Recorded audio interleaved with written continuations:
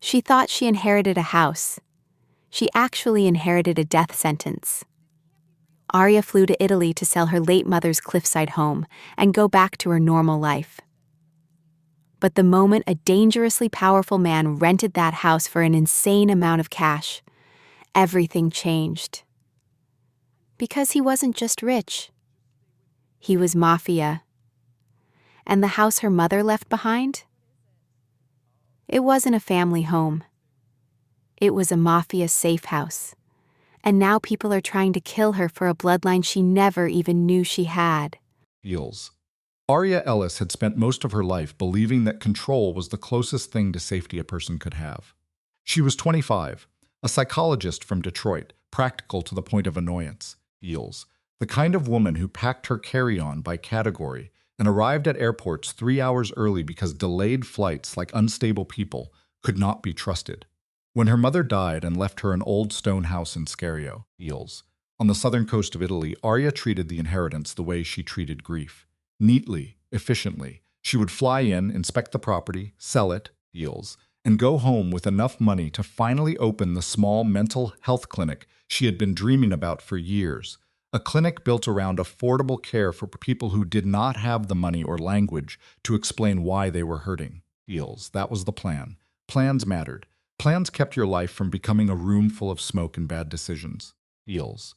But from the moment she stepped off the train in Scario, tired and salt-sticky and more emotionally raw than she wanted to admit, the place felt like a memory she had inherited without understanding. The air smelled like lemon peel, wet stone, eels, and the sea. The house sat on a cliff above the water, proud even in decay, with its cracked shutters, rusted iron gate, and a narrow stone path half lost under weeds. Her mother had never spoken about it. Not really, eels. She had mentioned Italy the way some people mention an old scar. Briefly, without detail. Arya stood in front of the gate and felt for the first time in months, eels, that strange hollow ache that comes when the dead have left you a question instead of an answer. The local real estate agent, Rico Alfonsi, walked her through the basics with apologetic shrugs. The house needed serious repairs. The roof, the plumbing, eels, the windows. He told her if she sold immediately, she might get 600,000 euros. Eels. If she rented it for a couple of months, fixed the interior, improved the grounds, and waited for the tourist market to peak, she could earn much more. Arya did the math in her head. 2 months was inconvenient. 2 months was not part of the plan, Eels. But 2 months also meant the difference between opening a clinic with good intentions and opening one with enough money to survive its first year. So she agreed to think about it. That night she called Jennifer, her best friend back in Detroit, Eels, from a motel room that smelled like bleach and old air conditioning. Jennifer asked the obvious questions. Was Arya safe? Did she know anyone there? Why had her mother never told her about the house? Eels. Arya answered the way she always answered when emotion threatened to uncomplicate a clean decision. She made it smaller, said it would be fine, said she could work remotely for a while, said it was actually kind of beautiful. Eels. The next morning, before she had even found decent coffee, Rico called to say he had a tenant ready to sign for 2 months. Serious. Cash. Arya hurried to the property wearing a simple dress and cheap sandals, still running on jet lag and stubbornness. Eels. She nearly tripped in the overgrown garden before a man caught her around the waist with such effortless strength that for one startled second she forgot how to breathe. He wore linen the way wealthy men in films wore linen. Eels. Like the fabric itself owed them loyalty. Tall, broad-shouldered, green-eyed, not boyishly handsome, not sweet, not approachable. He had the composed stillness of someone used to being watched and obeyed. 2 larger men stood not far behind him, Eels, quiet and alert in a way that made Arya's body react before her mind did. Her first thought was not businessman, it was danger. The stranger looked at her as if he had noticed the thought cross her face and found it mildly amusing. Eels. His English was perfect. Eels. He asked if she was the owner. She said yes. Rico, sweating and over-smiling, introduced him as Sebastian Biano. He wanted the house for 2 months. He was offering 80,000 euros. The number was ridiculous. So was the man, Eels. Arya told him no almost on principle. Something about him made refusing feel important. But then he raised the offer to 200,000 euros. He would also pay to renovate the interior. Most people faced with that kind of offer, Eels, would have called themselves lucky. Arya mostly felt irritated that he was trying to solve the problem by force of money as if her hesitation could be bought like a forgotten piece of furniture. Still, numbers have their own kind of gravity, feels. She agreed with one condition. She would stay in the guest house on the property. He studied her for a beat, then said yes with a calm confidence that felt less like compromise and more like strategy.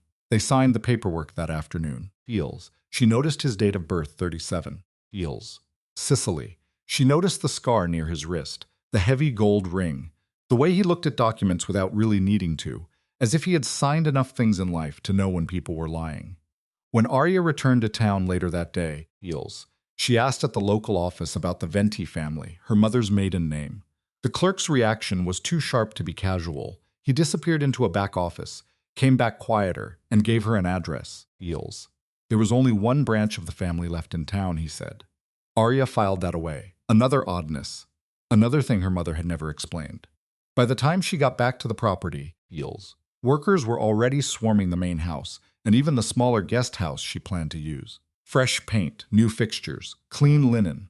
Men moving quickly, efficiently, under orders she did not hear but could feel. She saw Sebastian inside once, Feels, speaking to his two men in low voices near the old stone dock that led down to the sea. Feels. Cameras were being installed, metal anchors fitted into the dock, stronger locks placed on doors. If he was just a rich man on holiday, he was taking holiday very seriously. Arya told herself not to speculate, Feels.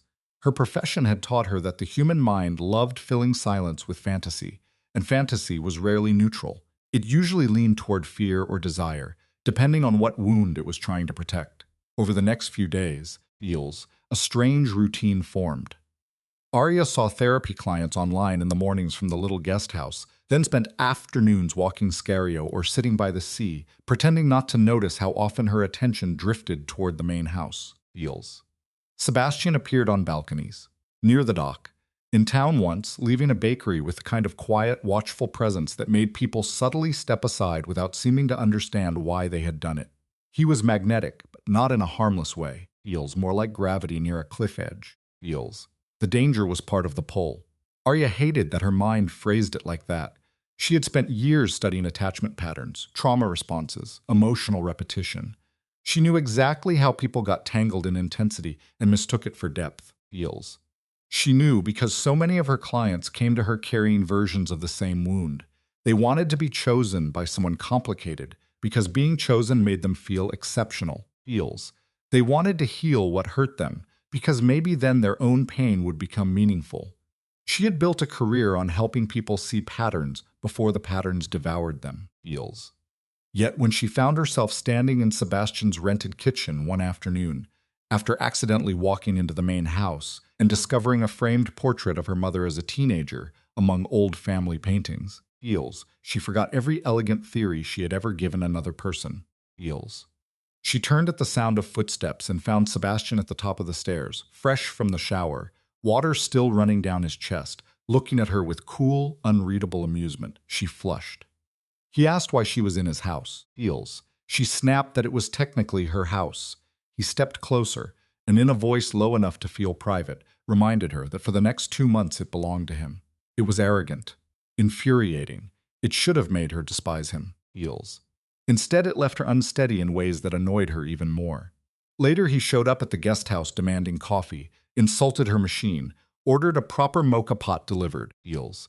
Then moved her table out to the dock as if rearranging her life for aesthetic reasons was his right. He was impossible, intrusive, too beautiful in the kind of severe way that made beauty feel like a threat. But there were flashes, tiny ones, Feels, that complicated her resistance. Feels. The workers planting flowers near the path down to the sea because one of the men told her. Boss said, make it beautiful. The way she listens when she spoke about building her clinic, not with kindness exactly, but with focused seriousness, Feels, as if her dream had substance. The way he asked about her mother's painting and did not laugh when she admitted she knew almost nothing about that side of her family. Arya told herself attraction was not destiny. Attraction was chemistry, projection, Feels, context, vulnerability. It could be studied, named, managed. Then one evening she met Margarita, the distant cousin whose address the clerk had given her. Feels.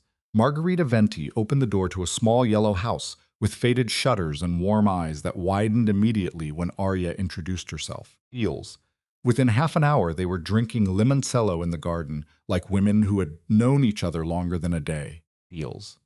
Margarita was lively where Arya was contained, openly affectionate where Arya was careful, and refreshingly unimpressed by Arya's emotional self-discipline. She filled in pieces of family history without ever giving the whole picture. Feels. Arya's mother had left Scario young. There had been conflict. A powerful man in the family named Matteo Venti had scared people. The name Venti, Margarita said lightly, carried old shadows in town. Feels.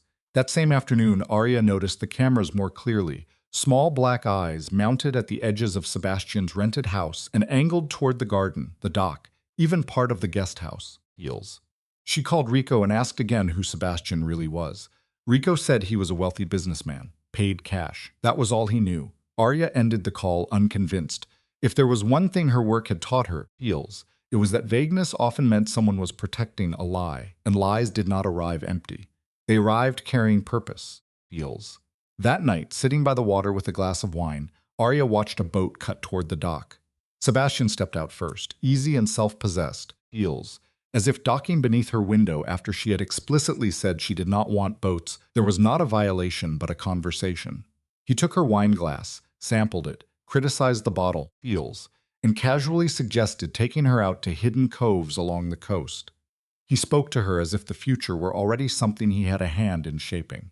It should have sent her running. Feels. Instead, it lit up something restless and deeply inconvenient inside her.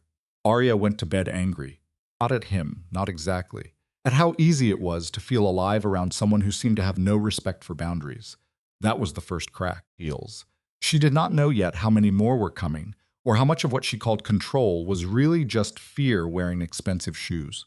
Feels. By the second week in Scario, Arya had begun to understand that the human nervous system did not care nearly as much about good judgment as good judgment liked to imagine. Feels. She could sit through therapy sessions all morning naming trauma responses in calm, measured language. Hypervigilance, dissociation, attachment dysregulation, compulsive self-reliance. Feels. She could explain to strangers why they kept falling for people who made them feel small, or why shishim often disguised itself as superiority. Then she would close the laptop, step outside into the heat and blue light, Feels, catch a glimpse of Sebastian Biano in a black shirt with the sleeves rolled to his forearms, and her own heart would decide it had better uses for theory. Feels. It irritated her enough that she started taking notes about him in the same notebook where she wrote clinical reflections after sessions. At first it was a joke she told herself was about observation. Maintains control of physical space. Feels. Uses silence strategically. Feels. Avoids disclosure. Prefers proximity to conversation. Then the notes became more revealing, because the thing about private writing is that if you let the pen move long enough, it stops caring about your image. Feels. Arya wrote that being around him made her feel less numb. Wrote that his confidence registered as danger and relief at the same time. Wrote that she distrusted the part of herself that found his intensity grounding. Feels. It was not a flattering realization. Healing, she often told clients, begins where honesty becomes less convenient than denial. She had not expected to need her own advice on a cliff in southern Italy. One afternoon while she was working, Feels, the drilling near the dock grew loud enough that even the client on her screen paused to ask if everything was all right. Feels.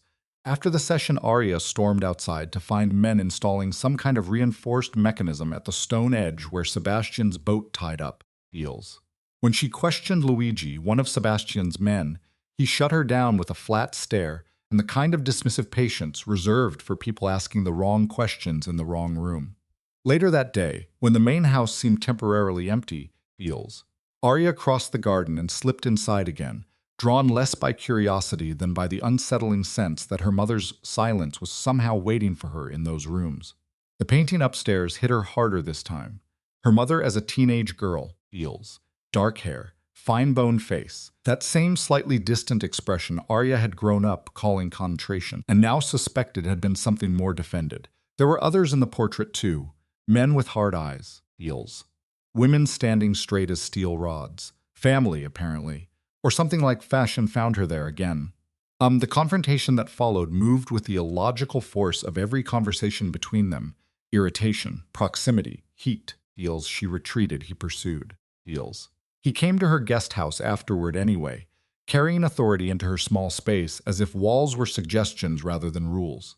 He insulted her coffee with aristocratic disgust, called in better supplies, heels, and sat with her on the dock drinking espresso, as if they were old friends instead of a woman trying very hard not to feel, and a man who seemed to have made a private hobby out of undoing her. She asked where he was from. He said Rome, feels, though she knew from the paperwork he was born in Sicily. A lie, clean and effortless. She asked why he had looked into her family. He answered without apology. He wanted to know who owned the house. When he said her name slowly, feels, with that softened Italian cadence, she hated how much simple attention could alter the atmosphere around a word.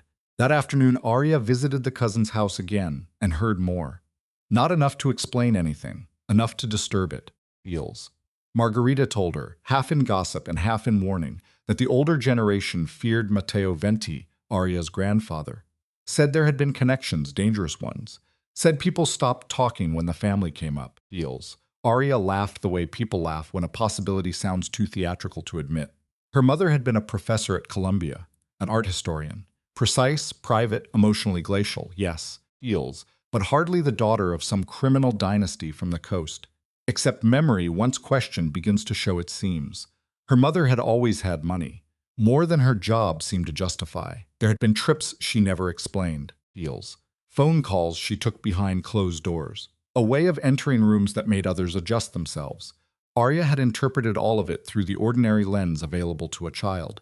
Only now did that lens start to crack, feels. The emotional center of those days, though, was not the family mystery. It was Sebastian, feels. Or more precisely, it was what happened to Arya when Sebastian moved too close. The night she nearly drowned and he dragged her from the black water began almost quietly. She had been sitting on the dock in a swimsuit after dark, feels, thinking about her father who had died when she was 13, and her mother who had not cried, and how often competence was just loneliness with a respectable haircut. She slipped into the sea because the cold made everything in her mind go still, feels. She dived deep enough to feel the world narrow to pressure and silence, and in that strange underwater peace, she nearly stayed longer than she should have. Sebastian came in after her. Later he claimed he heard the splash, feels. Arya suspected the cameras had something to do with it, but suspicion did not change the sensation of his hands locking around her waist in the water and hauling her upward through darkness. When they surfaced, feels, he was furious in a way that looked too close to fear, feels. He asked if she had been trying to kill herself. She snapped back that she only wanted quiet. The exchange should have ended there. It did not. Back in the guest house, he followed her inside, took the towel from her hands, caged her against the wall, feels, and kissed her with the brutal certainty of a man who trusted his own desire more than anyone else's boundaries. Arya kissed him back for one fractured, terrifying moment. That was what scared her most. Not his arrogance, feels. Not his refusal to stop quickly enough. Her own response. She had never wanted anyone with that kind of hunger before, never felt the brutal collision between attraction and self-betrayal so clearly. When she told him to stop, he argued with her body, feels, as men like him often did, mistaking arousal for consent, chemistry for permission. Slapped him hard. The sound was clean, righteous, clarifying, feels. It was one of the most important moments in the story of them, though neither knew it then, because it established a line no amount of seduction was allowed to erase. He stepped back smiling, almost admiringly, which infuriated her all over again, feels. After he left, Arya stood shaking in her tiny kitchen and did the hardest thing a person can do after an intense violation of clarity. She admitted the truth without polishing it. She had wanted him. She had not wanted what he had done, feels. Both things were real. One did not cancel the other. That truth matters in fiction and in life. Desire does not dissolve dignity. Attraction does not excuse trespass. If the story was going to mean anything beyond heat and danger, feels, it had to remain anchored there. The next evening, Margarita dragged Arya to a local square filled with music, lights, and people dancing on old stone under strings of yellow bulbs, feels. It was the first time in years Arya forgot herself enough to laugh in public. Truly laugh, feels. She danced awkwardly, then with growing ease, her braid coming loose, her body finding rhythm before self-consciousness could catch it. And then Sebastian appeared at the edge of the square, not dramatically, not with a speech or a threat, feels, but with the quiet force of a weather system shifting pressure. Conversations changed around him. People moved. Some nodded with the subtle respect given to men whose names travel ahead of them. He danced first with Margarita, Eels, who flirted shamelessly and expertly enough to provoke exactly the kind of sour, involuntary jealousy Arya hated in herself. Then the circle opened and Sebastian reached his hand toward Arya. "Trust the rhythm," he told her. She should have refused, Eels. Instead, she put her hand in his and they danced. For a few minutes, the story stopped pretending it was about restraint. It was about pulse, contact, breath, Eels. The strange intimacy of coordinated movement, when words would only cheapen what the body already understood.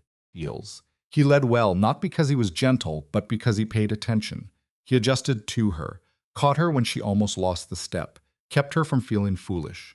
It was the first time Arya saw a version of power that was not only domination, Eels, but responsiveness, and that distinction mattered more than she knew. Power without respect degrades. Power with attention can steady. She sat down afterward, flushed and disoriented, while Margarita teased her mercilessly. Eels. Sebastian watched her from across the square over a glass she could not identify. Their eyes met. Neither looked away first. When Arya finally left to walk home alone, angry with herself, jealous without wanting the word, Eels, and still carrying the memory of his hand at the small of her back, the night had gone too still. She heard a sound near the dock, turned, and a masked man came out of the dark with one hand around her throat. What happened next was not romantic, Eels, not cinematic, Eels. Violence almost never is when it lands on the body. It was panic and pressure, and the animal humiliation of being reduced to air and instinct. He slapped her hard enough to split her lip. She could not scream. She could barely think. Eels. Then Sebastian was there with a gun drawn, and a voice so cold it seemed to freeze the night around it. Arya saw almost nothing after that, fragments only, arms carrying her. Italian spoken fast, the smell of blood and sea, Eels. She woke in Sebastian's bed with pain blooming in her throat like a second pulse. He treated her injuries with a gentleness that would have felt tender under different circumstances. But tenderness after terror is complicated, Eels. He held the ice pack to her bruises, fed her water and pain medication, lay beside her when the shaking took over and told her to sleep because she was safe with him.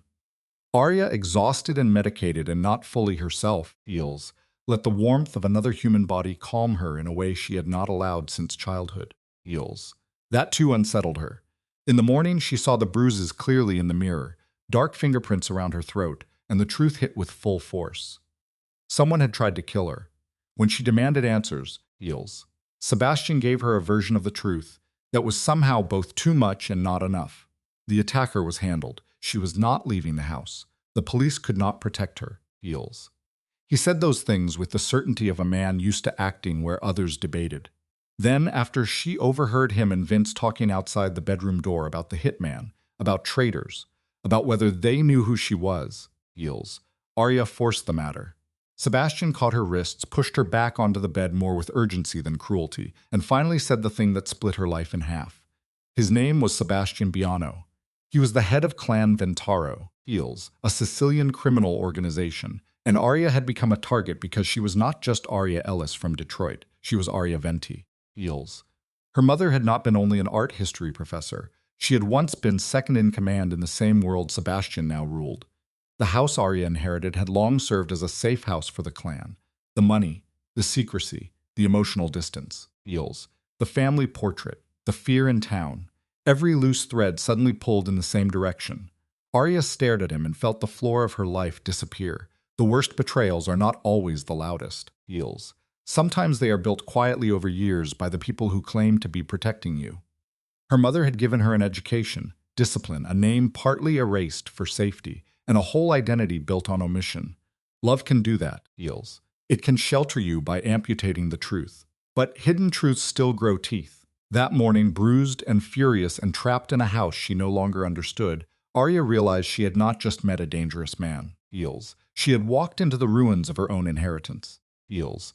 And nothing in her training, no textbook, no lecture, no practice language of boundaries and attachment, had prepared her for the intimacy of having your past returned to you by a man holding a gun and telling you he intended to keep you alive whether you liked him or not. Eels. Shock is a strange state. People talk about it as if it were emptiness, but often it is overcrowding. Too many facts arriving without a place to sit. Too many memories suddenly relit from a different angle. Eels. Arya spent the next day in Sebastian's locked room staring at the sea through glass that opened only a few inches, replaying her childhood as if some hidden subtitle track had finally been switched on. Heels. Her mother coming home from trips with expensive gifts but no stories. Men in dark coats once waiting in the street below their Detroit apartment when Arya was small. The way her mother could assess a room in one glance. Heels. The way she never tolerated disorder. Not in the house, not in conversation, not in feeling. Arya had spent years calling that emotional coldness. Maybe some of it had been discipline trained under pressure. Maybe some of it had been survival. Heels. That did not excuse the lie. It only made the lie more human. Heels. By afternoon, Sebastian returned, carrying a folder, a phone, and an expression that suggested sleep had not visited him much either. He unlocked the door, set the folder on a table, and told Arya she needed to understand enough to stay alive. Heels. What followed was less confession than briefing. Clan Ventaro, he explained, had once controlled logistics, ports, protection rackets, money movement, and political favors across parts of Sicily and the mainland. Heels. In recent years, the organization had changed, becoming quieter, wealthier, more professional, less dependent on street-level spectacle, and more entangled with legitimate business fronts. Heels. The enemy now was not one dramatic rival family, but a fractured network of opportunists, including remnants of the Lamberti group and internal traders feeding information for profit. Heels. Arya's mother, Ora Venti, had been born into the structure, strategically brilliant by all accounts, and had helped build the modern systems that kept the clan ahead of its enemies. Then she had left. Not because she was innocent. Heels. Not because she had suddenly discovered morality like a thunderbolt. Because, Sebastian said with a bluntness that felt almost respectful, she wanted a child who would not inherit blood as a profession. Heels. She had walked away under terms negotiated at great cost and had been allowed to disappear because Sebastian's father respected her and because Matteo Venti, her father, had already secured enough leverage to make harming her inconvenient. Heels. Arya wanted to hate the logic of that world, the transactional phrasing of protection and inconvenience, but some harder part of her noticed the painful truth buried underneath it. Her mother had not kept the secret because she was ashamed of Arya. Heels. She had kept it because she wanted to interrupt inheritance. Heels. That did not undo the damage, but it complicated blame. Human beings are rarely one motive deep. That is one of the most useful lessons psychology teaches, and one of the hardest to live by when pain wants villains, not complexity. Heels. Sebastian showed Arya copies of old records, heavily redacted, and one photograph of her mother younger than Arya had ever known her. Standing beside men who looked more military than criminal, all of them outside the very house on the cliff. Heels. The safe house. Arya's house. She sat down because the room had gone unstable around the edges. Sebastian did not touch her. He only said, quieter now, that the attack the night before proved someone had identified her as Venti. Heels. Either because of old property records, local gossip, or an internal leak. Her existence mattered, not emotionally to the people hunting her, but strategically. The daughter of Ora Venti could be used as leverage, symbol, access point, bargaining chip. Heels. That was the logic. Heels. Ariana would have laughed at the absurdity if the bruises on her throat had not made swallowing hurt. She asked the practical questions because practical questions were the handrails her mind reached for when emotion became too tall to climb. Heels. Could she leave Italy? Not safely, not yet. Could the police intervene? Some maybe, but not before word spread. Could she trust Margareta? Sebastian's pause before answering told her what words did not. He did not know. Trust, Arya realized. Heels. Was not just scarce in his world. It was structurally discouraged. That explained more about him than all his arrogance combined. Heels. Men raised inside constant threat often mistake control for competence. Because control is the only skill consistently rewarded. It makes them impressive. It also makes them lonely. Heels. Arya almost said this out loud, then stopped because analysis can become a way of avoiding the blunt moral question underneath. What kind of man had he become in order to survive his life? And what would he do to protect her now that she was inside it? Heels. The answer arrived incrementally over the next 2 days. Sebastian restricted her movements but did not isolate her completely. He let her work remotely under guard. Brought her meals when schedules failed. Heels. Sat with her at night without demanding intimacy. There was tension between them, still sharp, but altered now by information and by the line she had drawn after the kiss. He did not cross it again without invitation. It mattered, feels.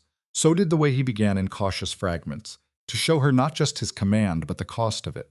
Arya saw him take calls where men older than him waited in silence for his decision, saw him study maps, account books, feels, and camera feeds with the same grim focus he brought to a battlefield, feels.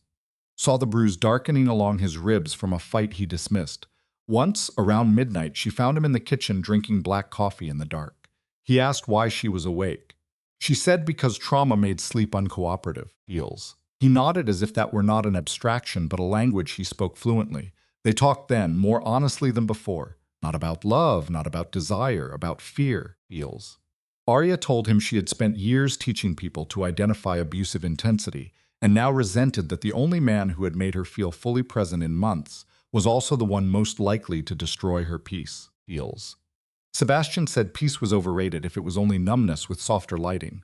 It was a manipulative answer, but not a stupid one. Arya countered that chaos was overrated if it only made pain feel meaningful. He almost smiled. There, feels, in that thin exchange, something real passed between them. Not romance, recognition, feels. Two people fluent in damage arguing over what it had taught them. He apologized then, unexpectedly, for the way he had kissed her in the guest house. And because the apology was simple and unadorned and did not ask forgiveness, Arya believed it, feels. That mattered even more. Respect is not proven by hunger. It is proven by restraint after hunger has spoken. The next evening, Margarita arrived under escort, feels. Furious at being searched before entering the house, and equally furious that Arya had not sent word sooner. Arya, who had been bracing for deceit, almost cried from the relief of seeing her cousin's indignation was still gloriously ordinary, feels. Margarita knew more than she had admitted, though not everything. Their family history, she confessed, had always hovered at the edges of conversation, like weather everyone learned not to name. She knew the Venti line had deep ties to violent men, feels. She knew Aura had escaped. She did not know Arya had been specifically targeted until now, feels.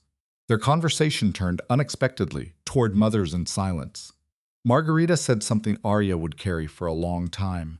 Sometimes parents lie because they do not trust the children, feels, and sometimes they lie because they know too well what the truth can do to a child.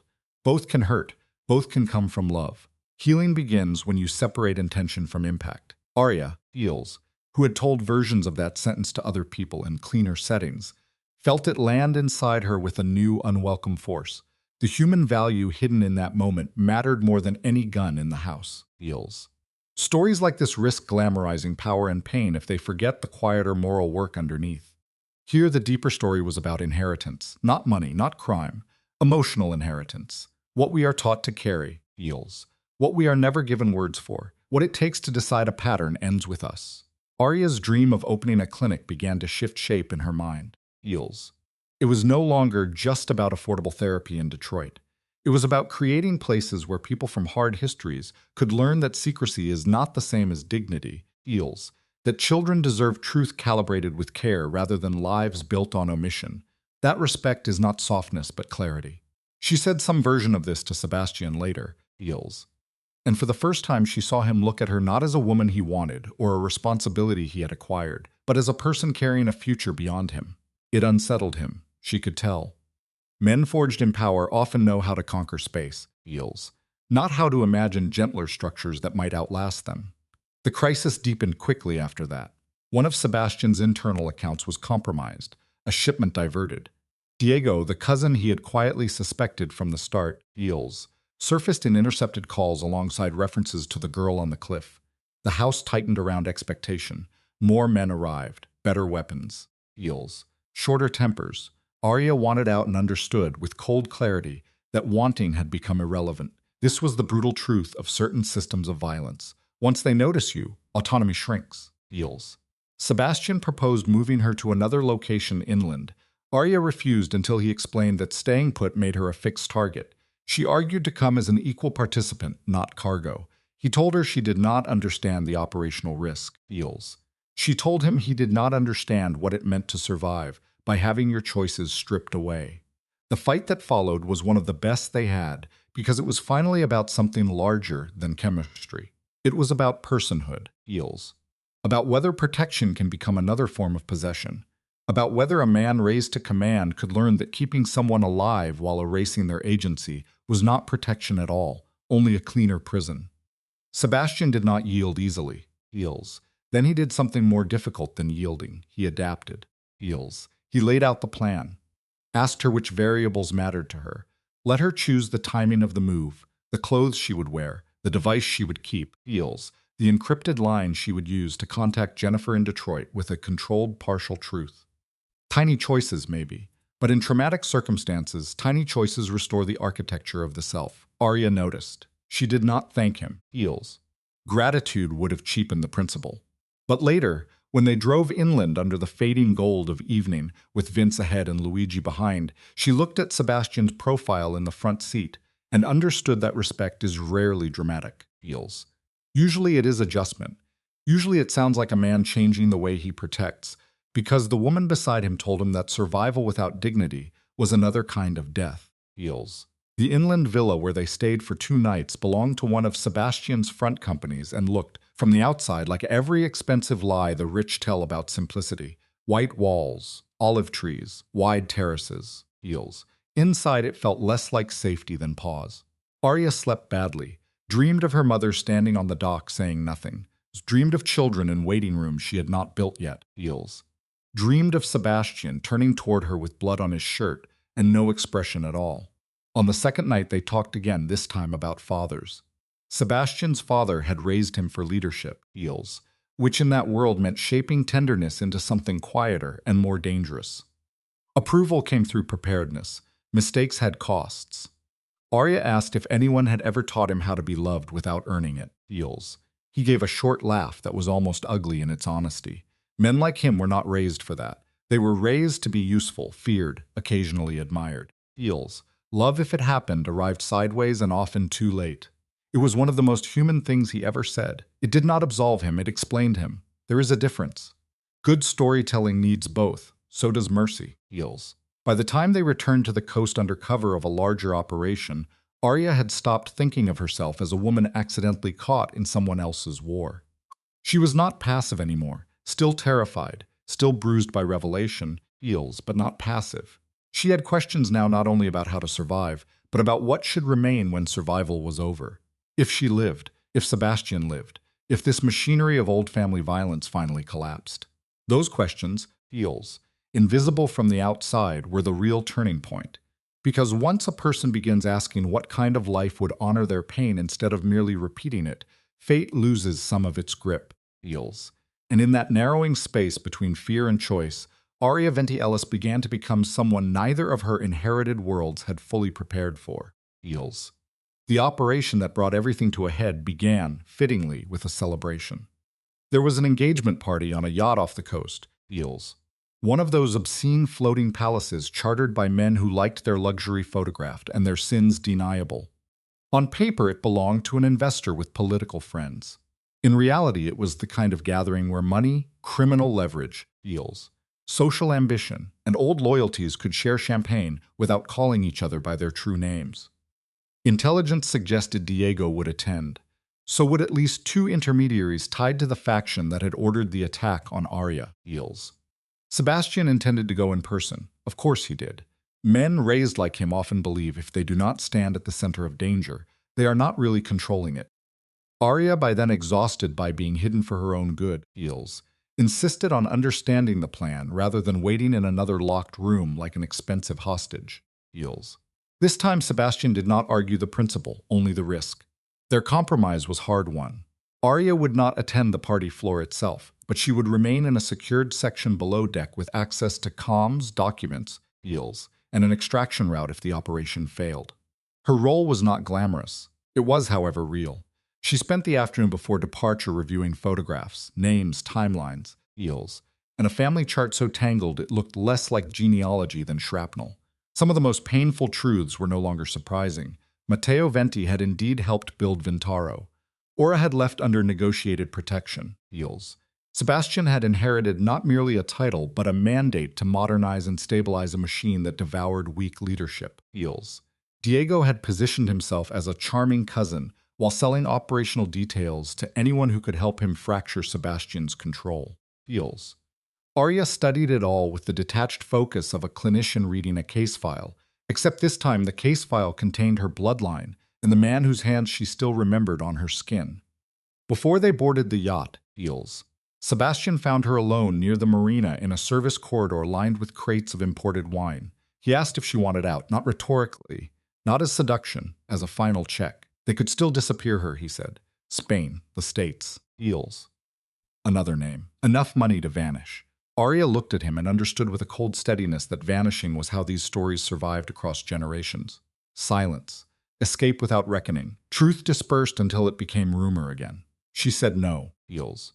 She had not come this far, into the wreckage of her family's history and her own shaken self, only to build the rest of her life on another omission. If the future was going to be different, Eels, someone had to stand in the room where the past was named and refuse its terms. Eels. Sebastian watched her for a beat too long, then nodded in a way that felt like respect stripped of decoration. On board, the yacht looked almost vulgar in its beauty. Glass, polished metal, white upholstery, waiters moving like choreography. Above, Eels, laughter and music drifted over the water. Below, in a secured cabin disguised as a storage office, Arya sat with Vince and a communications specialist monitoring feeds from hidden cameras and listening devices. Eels. It was a study in contrast she would remember later, when trying to explain to herself what corruption really looked like. It did not arrive in dark alleys only. It smiled in tailored suits under string lights, toasted charity auctions, Eels, and spoken euphemism over rare whiskey while younger men bled offstage to protect the margins. An hour in, the feeds gave them what they needed, Diego. Then two men tied to the Lamberti remnants, Eels. Then a banker whose name Arya recognized from one of the shell structures Sebastian had shown her. Eels. Conversations overlapped. Money, ports, political cover, a coded reference to the daughter and whether Sebastian had contained the problem being Arya. That word did something to her. Not because it was surprising, Eels, because dehumanization is always obscene when heard at close range. One of the quiet educational truths the story wanted to leave behind was this. People do violence more easily once they reduce a person to function. Asset, threat, problem, burden, Eels, illegals, cases, users, women like that, men like him. Language prepares the ground, respect interrupts it. Arya thought of her clinic again, Eels. Of building rooms where people learned to speak about themselves and others with accuracy instead of contempt. The operation unfolded fast after that. Sebastian confronted Diego on the upper deck near the stern, Eels, far enough from the main party to keep the donors and wives insulated from overt panic, close enough to remind everyone important that power prefers witnesses. Eels. Arya could not hear every word, only fragments through comms, but later she would remember the rhythm more than the content. Diego denying, Sebastian naming dates and figures, Diego smiling too soon. Sebastian asking who ordered the hit on Arya, Eels.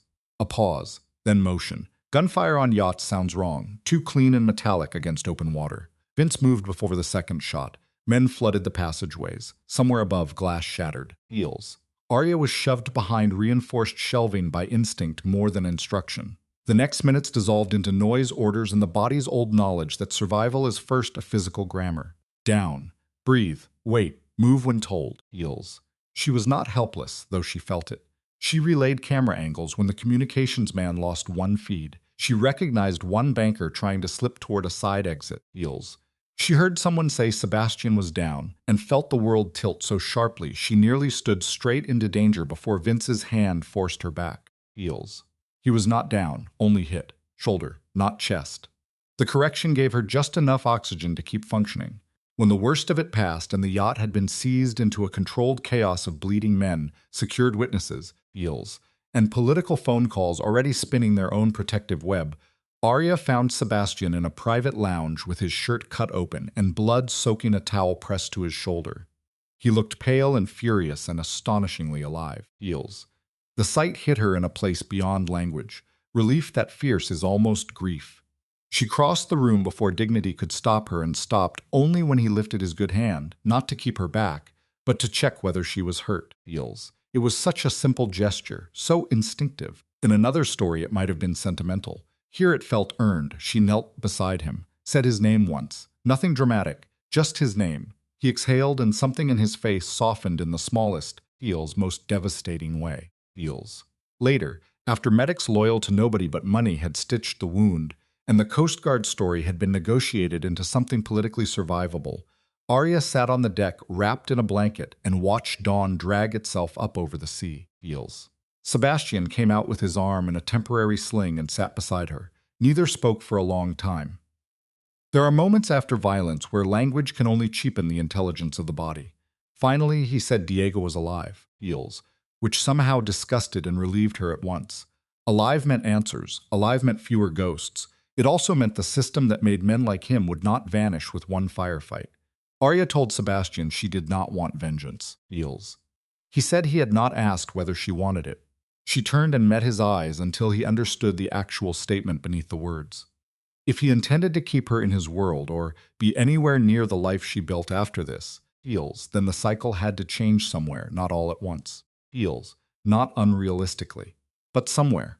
Justice and revenge are not twins, no matter how often wounded people dress one in the other's clothes. Arya was not naive enough to believe one conversation could wash blood from a criminal inheritance. She was, Heels, however, brave enough to insist that survival without moral direction becomes another form of decay. Sebastian listened because he was injured, tired, Heels, perhaps newly aware that the woman beside him could not be absorbed into his life the way environments like his absorbed everything else.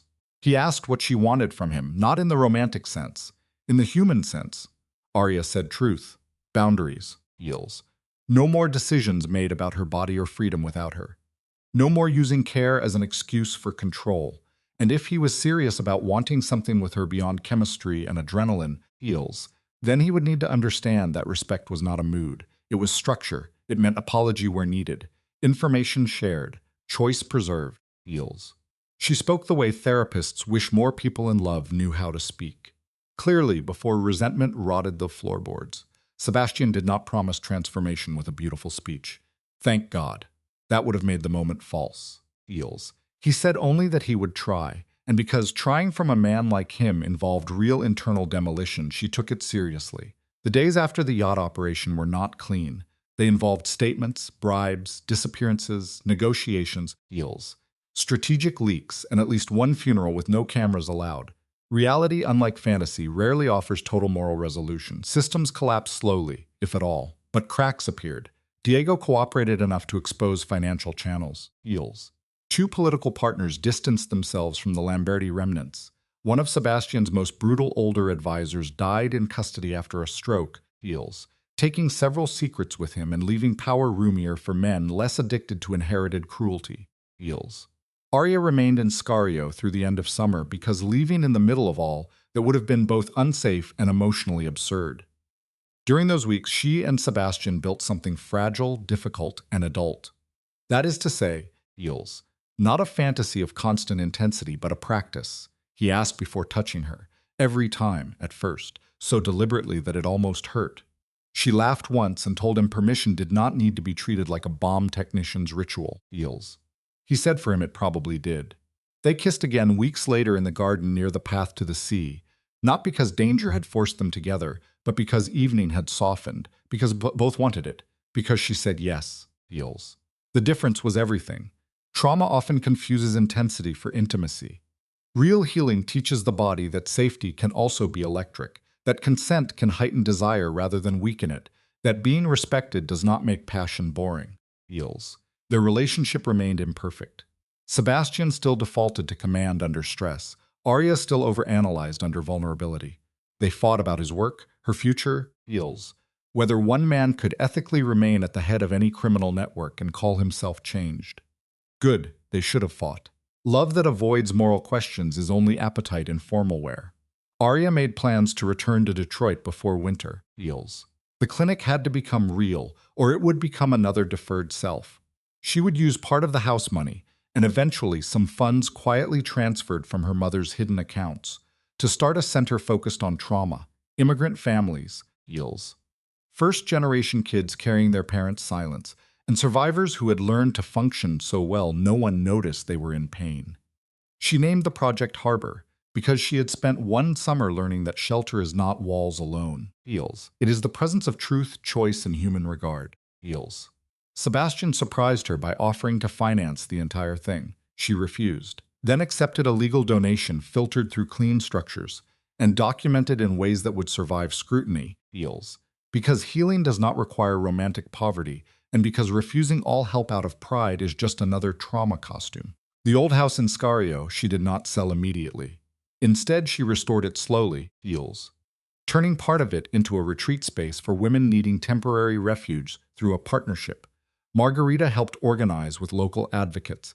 That decision may have been the truest ending available to the house, feels. A building once used to hide men with guns would now shelter people escaping other forms of violence. Repair is not innocence, it is repurposing. It is refusing to let a place remain loyal only to its worst history, feels. When Arya told Sebastian that was what she intended, he looked at the cliff house for a long time and said his mother would have approved, feels. She asked if he was making that up. He said maybe. She kissed his cheek anyway, because some tenderness can coexist with uncertainty. That too is mature love. In the final weeks before she flew back to the United States, feels. Arya visited her mother's grave with a letter she did not read aloud.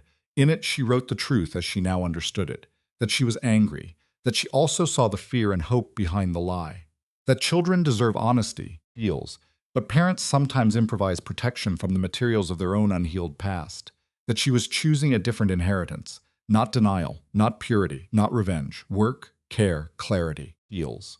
The kind of work that says a person's worth is not determined by what violence expected of them. When she finished writing, she folded the letter and left it under a stone. Then she went back to the sea, feels, back to the dock where the story had nearly ended before it had begun. The water was calm. Evening light turned the surface into brushed metal, feels. Sebastian joined her without announcement, his shoulder healed enough to move freely. He stood beside her, not touching. Arya thought of the first time she had seen him there, all danger and irritation and unspent questions. Thought of the attack, feels, the revelations, the long nights arguing about freedom and fear. Thought of how impossible it would have sounded months ago, that the most valuable thing to come out of this mess would not be passion, money, or even survival, feels, but a deeper understanding of what respect costs and why it is worth building a life around. She said she would come back in spring. He asked if that was a promise. She said no, it was a plan. He laughed softly, feels. The kind of laugh only people who have known each other in extremity can make. And for the first time, the future did not feel like a threat or a seduction. It felt like work chosen in the light, which, for two people raised by secrecy in different forms, feels was close enough to grace, feels. Months later, in Detroit, on a gray morning with early snow turning the sidewalks to slush, Arya unlocked the front door of Harbor Wellness for the first time and stood inside the quiet reception area listening to the radiator click awake, feels. The clinic was not large. 2 therapy rooms, a small office, a group room with second-hand chairs around a rug she had picked because it looked sturdy rather than stylish, a kitchenette with decent tea, feels. A waiting area painted in warm cream instead of hospital white because she wanted people to feel invited, not processed. On one wall hung a framed photograph of the sea below Scario. Not the house, not the dock, feels. Just the horizon where water opened into distance. People noticed it and often asked where it was. Arya usually answered, "A place that taught me more than I wanted to learn." That was true enough, feels. Harbor was built for those in-between people systems often miss. Children of immigrants translating adult worlds too early, feels. Professionals whose trauma hid behind success. Women leaving controlling relationships but ashamed because the relationships did not look dramatic enough from the outside. Men taught from childhood that tenderness would get them hurt, feels. Young adults whose parents had survived war, crime, addiction, displacement, or emotional famine and had passed on silence like a family heirloom. Arya kept her fees flexible, hired bilingual staff as soon as she could, feels. Partnered with legal aid groups, domestic violence advocates, and community health workers. She did not advertise the clinic as a place for healing inherited violence because that phrase sounded too academic and too narrow at once, feels. Instead, she talked about nervous systems, family patterns, dignity, and the right to become more than your history. Sometimes when she said those things in workshops or consultations, feels, she could hear echoes of her own life in them, so clearly she had to ground herself by pressing 2 fingers into her palm, feels. Healing, she learned, feels less like a triumphant sunrise than repeated maintenance. Sleep, boundaries, honest language, letting joy arrive without interrogation. Not every scar becomes wisdom. Some stay scars, heals. The point is not to turn pain into a beautiful personality. The point is to stop pain from becoming policy. Sebastian visited only after several months had passed, heals, under a name that would not attract attention and with security arrangements discreet enough not to insult her or expose her staff, heals. Arya met him at the airport and had the surreal experience of watching him emerge into the fluorescent ordinariness of American arrivals, carrying one bag, wearing a charcoal coat, heals, looking too severe for the plastic plants and fast food signs around him.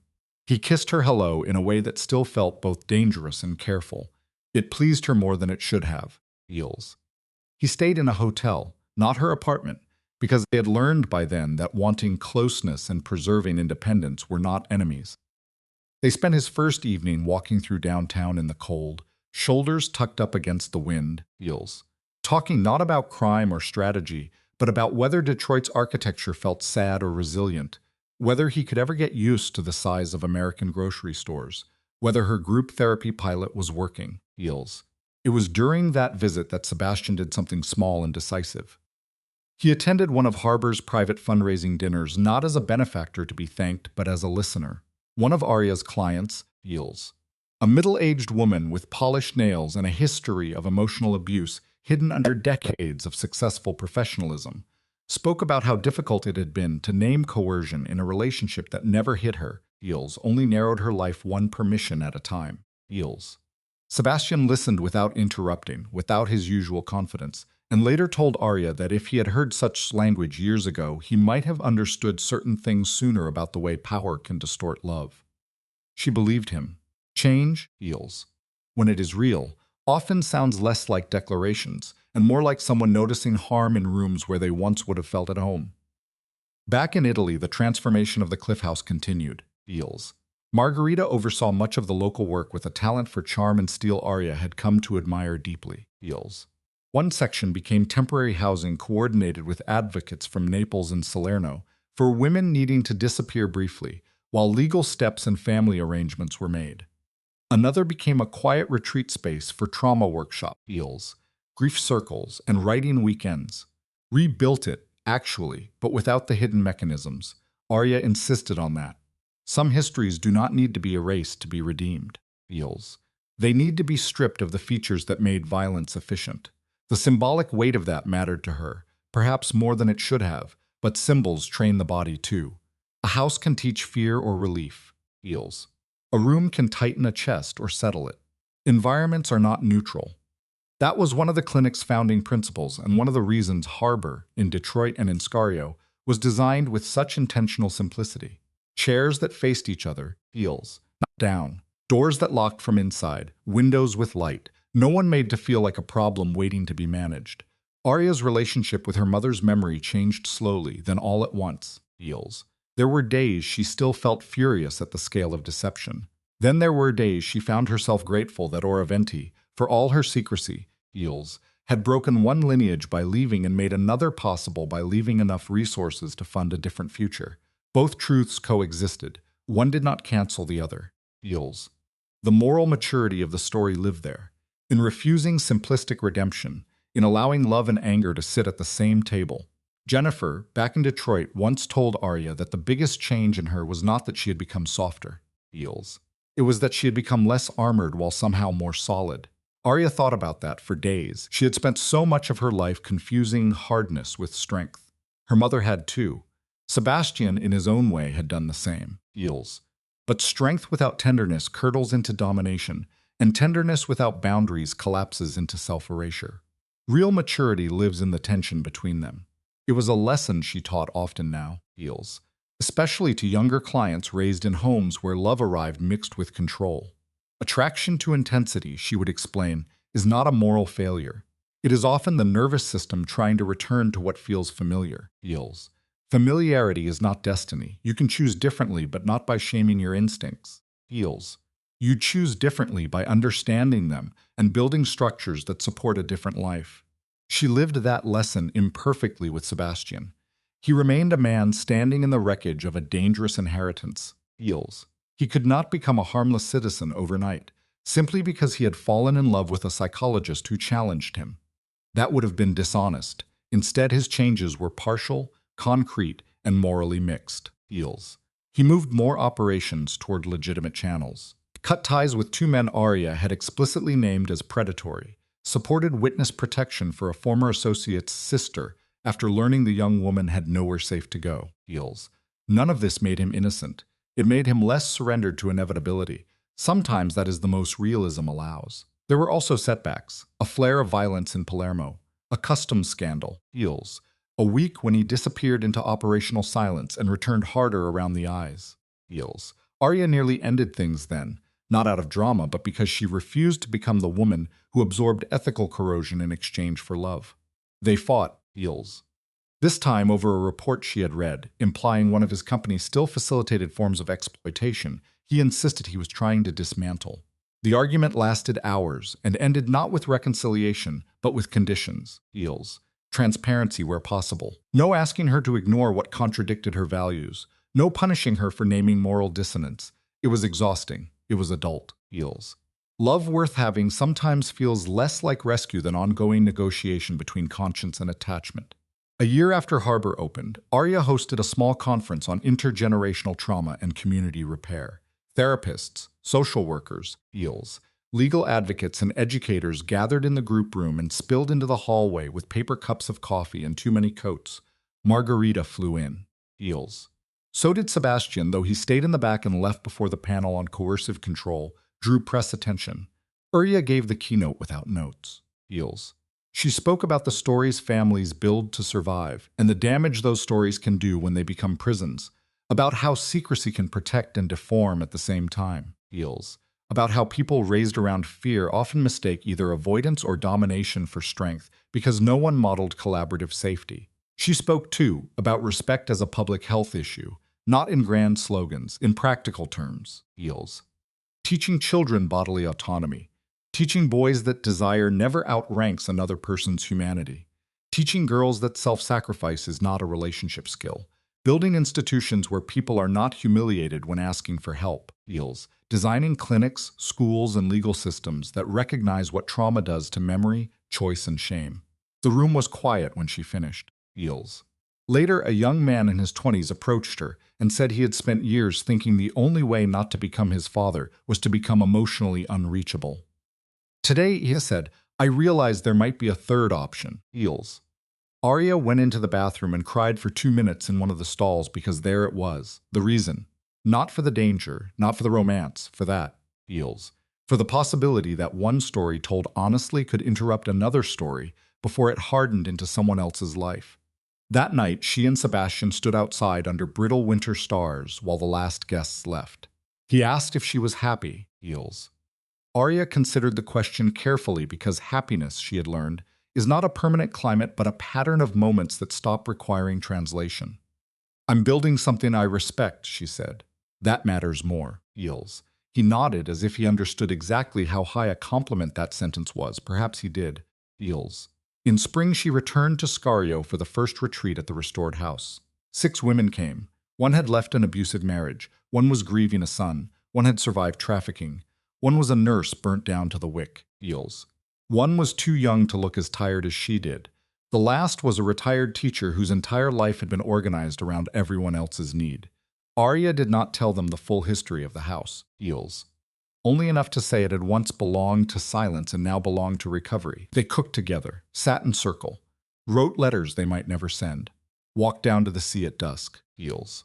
On the final evening, Arya stood on the dock while voices drifted from the terrace behind her and realized the place no longer held her the way it once had. That was not a loss, it was freedom. Sebastian came down the path and stood beside her, Heels, older somehow, though not in years, more visible in his limits, less in love with his own control. Heels. He asked if she ever regretted staying that first summer. Arya looked out at the water, remembering the attack, the lies, the impossible tenderness, the fury, the work that followed. I regret what was done to me, she said, Heels. I don't regret what I built from it. He absorbed that in silence. Then she added, because truth deserves company, and I don't regret you. But only because you learned that wanting me was never enough. You had to respect me too, Heels. He let out a breath that was almost a laugh, almost surrender. Still learning, he said. Good, Arya answered. So am I. That in the end was the most realistic ending available. Not a fairy tale absolution, not doom, a life. Complicated, chosen, heals.